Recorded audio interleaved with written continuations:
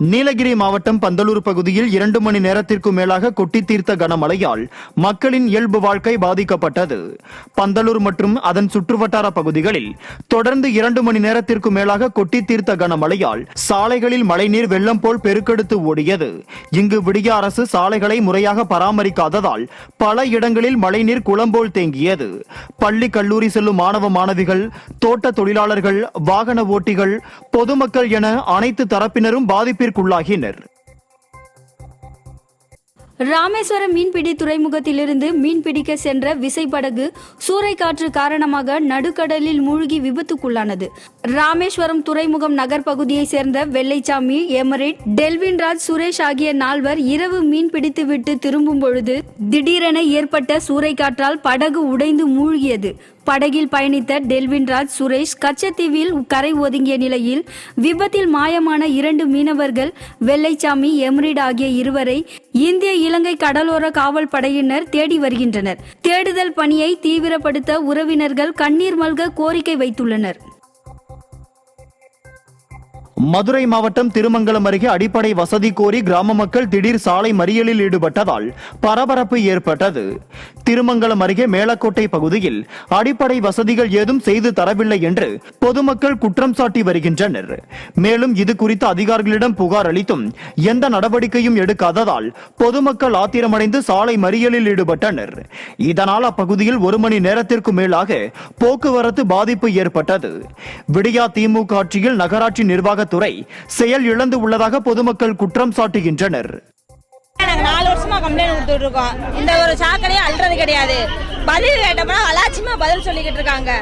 அதே மாதிரி எந்த ஒரு சாக்கடையுமே அங்க கிருமி விஷம் பரவிக்கிட்டு இருக்கு. அந்த கிணத்துல குழந்தைங்க பச்சை பிள்ளைல வச்சிருக்கோம், பாதிக்குது. அதை ஒரு நடவடிக்கை எடுக்க மாட்டேங்கிறாங்க. நாங்க மனு கொடுத்து மனுவை கேன்சல் பண்ணிக்கிட்டே இருக்காரு. எந்த ஒரு ஆக்ஷனுமே எடுக்கல. 4 வருஷம் நாங்க கம்ப்ளைண்ட் கொடுத்துக்கிட்டு இருக்கோம். எந்த ஒரு ஆக்ஷனும் இருக்கு. எங்களுக்கு ஆக்ஷன் எடுத்து நல்லபடியா எங்களுக்கு முடிச்சு கொடுக்கணும்.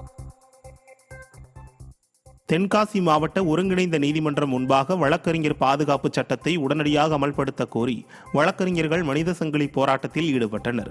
இந்த ஆர்ப்பாட்டத்தில் புதிதாக கொண்டுவரப்பட்டுள்ள 3 குற்றவியல் சட்டங்களை ரத்து செய்ய கோரியும் வழக்கறிஞர்கள் முழக்கங்களை எழுப்பினர்.